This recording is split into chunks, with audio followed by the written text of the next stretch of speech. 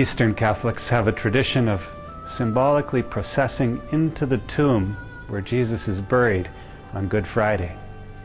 That's a good starting point, for the joy of Easter is not in view without an understanding of the darkness which comes with Jesus' death. The word of life has been silenced. The one in whom all things were created has been put to death by his creation. The disciples are shattered. Everything Jesus promised about God, life, the future, seems to have come to a brutal and meaningless end. This was a darkness more dense than the darkness before creation. That was the absence of light. This was the destruction of light. It's from the heart of death, from a tomb which signaled an end to hope, that the light of the resurrection bursts forth, a light greater than the first light of creation. That was the birth of light. This is the eternal victory of light over darkness. When the risen Lord appears to Mary Magdalene and calls her name, Mary, it's as though he's come out of the tomb to seek his disciples who are in the tomb of grief and despair. As our resurrection window depicts beautifully, there is a sort of explosion of light and joy which comes with Jesus rising from the dead. Hope resounds because it is born precisely in the face of the darkest experience of humanity.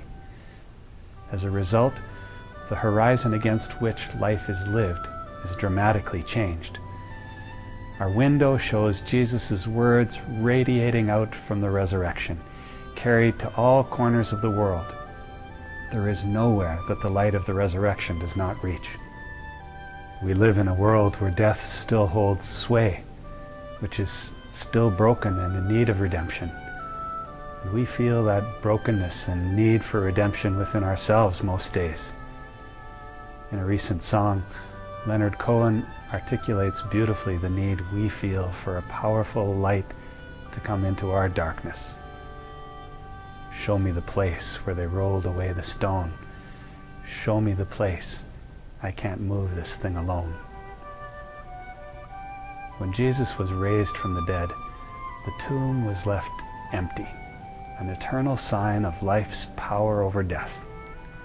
For us as his disciples, the empty tomb is also a task, to empty all the tombs, to undo the power of death in a broken world by living as he lived, loving as he loved, setting free as he set free. We are the ones called to go into places of darkness, confident that God will raise us and our world out of the ashes again and again and again.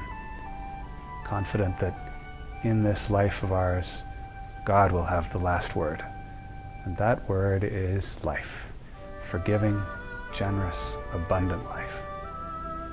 Happy Easter, everybody.